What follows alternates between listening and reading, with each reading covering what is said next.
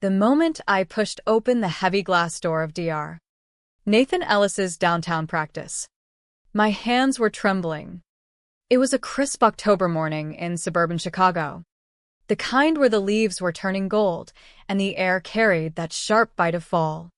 But inside, my blood felt like ice. I had driven straight from my desk at the insurance firm after another tearful call from Jefferson Middle School. Ethan, my 12-year-old son, had hidden in the supply closet again during lunch. The principal's voice echoed in my head. Mrs. Harper. Some students were imitating his speech. We spoke to them. But enough was enough. For 6 long months, I'd watched my once confident boy shrink into silence. Ethan used to chatter endlessly about soccer plays, video games, and the latest graphic novels he devoured. Then, one ordinary September morning, he woke up unable to finish a single sentence without tripping over his words. The stutter hit like a sudden storm, severe, unrelenting. Doctors ran every test imaginable, neurologists, speech pathologists, even an MRI. Nothing physical. They called it psychogenic, triggered by unspoken stress or trauma. But Ethan swore nothing had changed at home. No fights. No big moves. No lost friends. Just overnight silence. The bullying started small. Snickers in class when he raised his hand. Then the mocking echoes in the hallways. Lucas Ellis, the ringleader, popular, athletic. The kid everyone wanted to impress had turned Ethan's struggle into his personal show. He'd gather a crowd, exaggerate the stutters for laughs, and leave Ethan fleeing in tears. The school sent notes, held meetings, but nothing stuck. Lucas's family? Wealthy, connected. His father ran one of the top child psychology practices in the city, specializing in adolescent trauma and behavioral disorders. The bitter irony burned in my chest every time I thought about it. I approached the receptionist, my voice low but firm. I need to see Dr. Ellis immediately. It's about his son Lucas and my son Ethan. No appointment. She hesitated, but something in my expression made her buzz the inner office.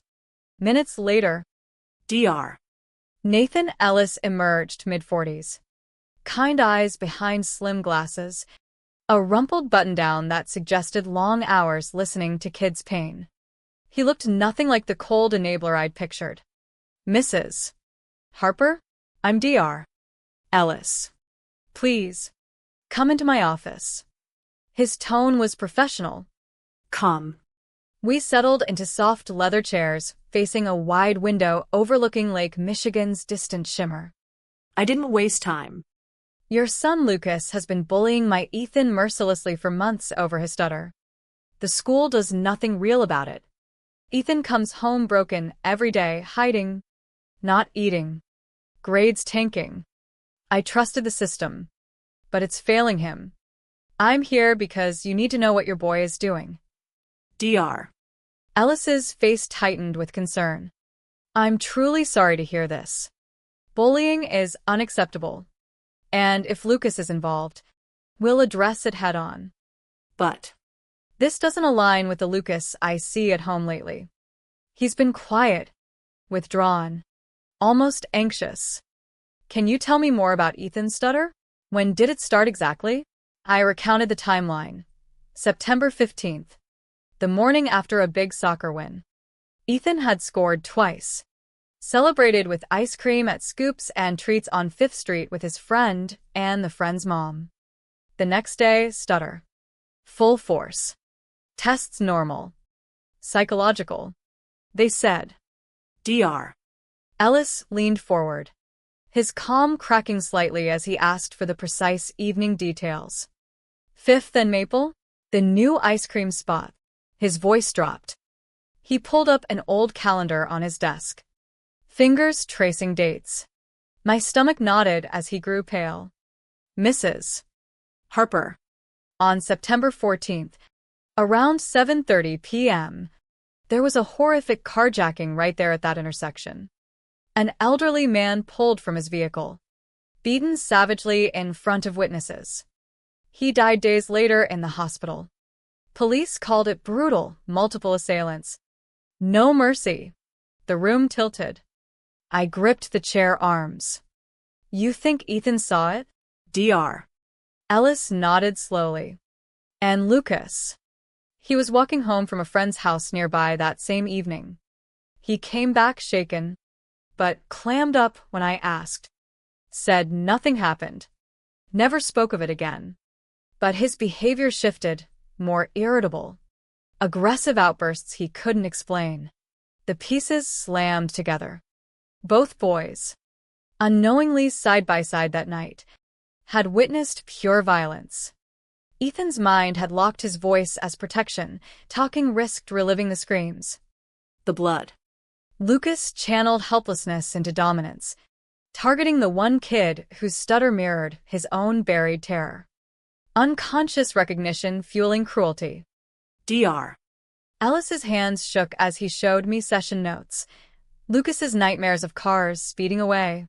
Sketches of figures on pavement. Unexplained rage. I treated it as typical teen anxiety. I miss the connection because he's my son. His voice cracked with raw regret. We sat in heavy silence, the weight of shared horror pressing down. Outside, traffic hummed innocently. Inside. Two mother-sons had been silently screaming for months. Dr. Ellis suggested we pause to process. But the urgency burned. We have to tell them, he said quietly. Both boys have carried this alone, thinking they're isolated in their pain. Joint sessions could break the cycle. I resisted at first. Ethan feared Lucas like a shadow.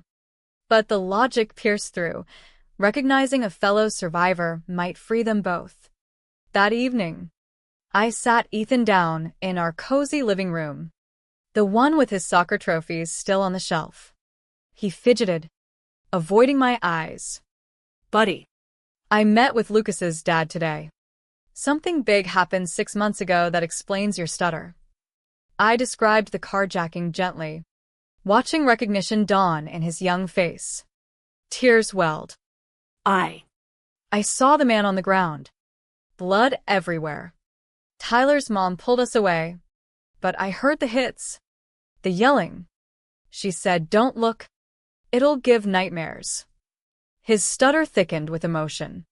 Why didn't I tell you? Scared it'd make it real again. My heart shattered anew. He'd protected me by silencing himself. We hugged for a long time. The first honest release in months. I explained Lucas's side too, how fear twisted into bullying.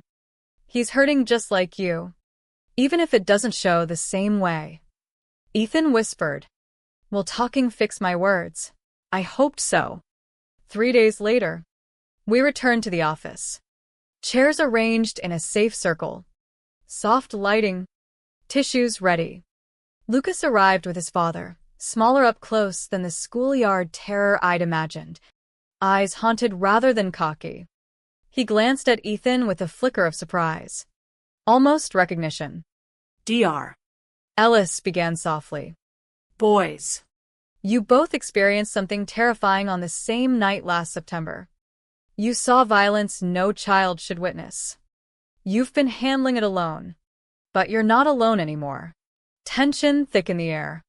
Lucas shifted uncomfortably. Dad. I don't wanna. Ethan echoed the hesitation, his stutter flaring. But Dr. Ellis guided patiently. Lucas. You were walking home near 5th and Maple. Ethan. You were at the ice cream shop. Do either of you remember seeing the other? Lucas's eyes widened. Wait. There were kids by the bus stop, running with a lady. That was you. Ethan nodded, tears spilling. I saw you too. You looked as scared as me. They described it haltingly. Screeching tires. Shouts. The elderly man dragged out. Fists flying. Blood pooling. The car stolen and roaring away. The helplessness. The nightmares that followed. Lucas of feeling powerless. Ethan of the sounds trapping in his throat. Lucas admitted, voice breaking. Every time I heard you stutter at school, it reminded me of that night. Made me feel weak again. So I Made you feel small instead. To feel strong. I'm sorry. I didn't know why. Ethan processed slowly. It wasn't about me being different. You were scared too. The room filled with quiet sobs as they shared details. Lucas's drawings of the scene hidden in his room. Ethan's closet escapes, mirroring the urge to hide from memories. Dr. Ellis noted progress. Ethan's speech eased slightly when addressing Lucas directly. The shared context loosening the mental block. Lucas's shoulders relaxed. Aggression melting into vulnerability. The session stretched over an hour. Exhausting but cathartic. By the end, tentative understanding bloomed. I promise to stop, Lucas said. Ethan replied, I forgive you. If we can talk sometimes. Dr. Ellis scheduled ongoing weekly meetings, joint and separate, to unpack the trauma fully. Weeks unfolded in careful steps. At home, Ethan's nightmares surfaced more vividly now that the dam had broken, waking in sweat, replaying the man's pleas. His stutter fluctuated, worsening during emotional peaks as suppressed memories flooded back. But speech therapy integrated the trauma work, teaching grounding techniques. I watched him journal nightly, encouraged by Dr. Ellis to externalize rather than internalize. School remained tricky at first. Lucas kept his word. No more mockery. But whispers lingered from other kids until Lucas shut them down publicly one day in the cafeteria. Leave him alone. You don't know what we've been through. The shift stunned everyone. Ethan started raising his hand again. Voice shaky but present. Grades crept up. He rejoined soccer, though crowds still triggered brief blocks. Dr. Ellis shared insights in our parent check-ins. Trauma responses vary wildly. Ethan's selective mutism-like stutter protected him from verbalizing horror. Lucas's displaced aggression restored illusory control after powerlessness. Recognizing each other dismantled the triggers.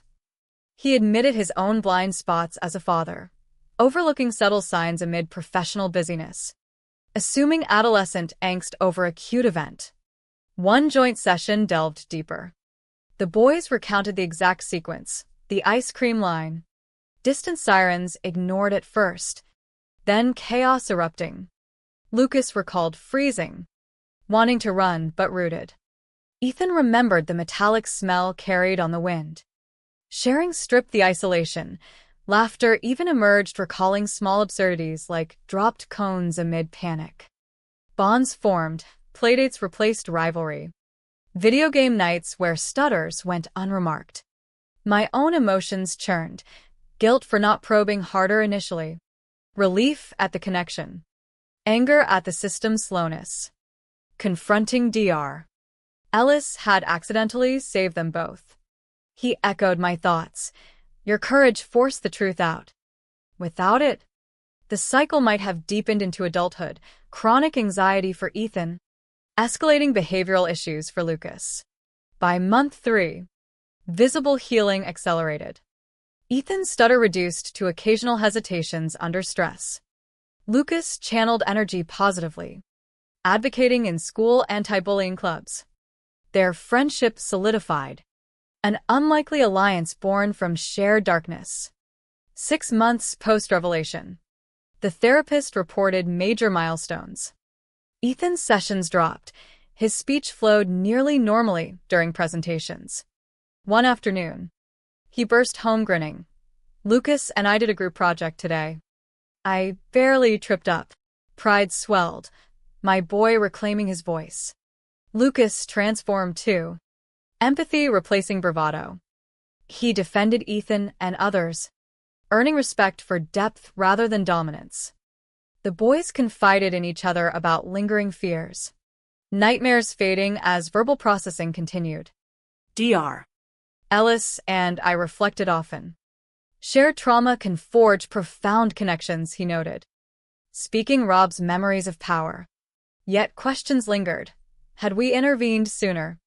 Would suffering shorten? What if parents miss signs entirely? The story haunted. How many silent witnesses walk among us? Symptoms misread as character flaws? Ethan occasionally asked profound questions. Mom, why did bad people do that? We discussed justice. The carjacking trial ongoing. But healing came from within. The boys attended a victims support group, finding community. A year later, Ethan's stutter was minimal, flaring only in exhaustion. Lucas excelled socially. Protective instincts channeled constructively. Their friendship endured, soccer teammates, confidants. The ordeal taught resilience. Trauma shared halves its weight. Enemies may hide fellow survivors. Advocating fiercely uncovers truths. I learned parental instinct's power. Refusing silence for my child illuminated hidden pain. In America's everyday suburbs, behind picket fences and school bells, invisible wounds fester until confronted. The boys' voices, once stifled, now carried stories of survival and unexpected alliance. Looking back, that office confrontation marked a pivot from despair to renewal. Chicago's rhythms continued, commutes, school runs, soccer practices, but our family breathed easier. Ethan thrived. Confidence rebuilt through therapy's steady work. He spoke openly about the witnessed violence in safe spaces, transforming terror into narrative control. Lucas became a steady presence, their bond a quiet testament to mutual understanding. Dr. Ellis integrated family sessions, addressing parental guilt. He shared how fatherly love had clouded clinical insight, a common pitfall. We all grew. Empathy deepened. Vigilance sharpened for children's unspoken cues. The lingering moral echoes. How often do we dismiss behaviors as just kids being kids, without seeking roots? In a society valuing toughness, vulnerability hides, compounding harm. Speaking truth, however uncomfortable, liberates. The boys prove trauma need not define. Connection heals what isolation breaks. Ethan's final words one evening captured it. Talking didn't erase the bad night, but sharing it with Lucas made me less afraid. Their story whispers a profound question. What hidden pains do we overlook in those around us? And what redemption awaits if we dare to ask?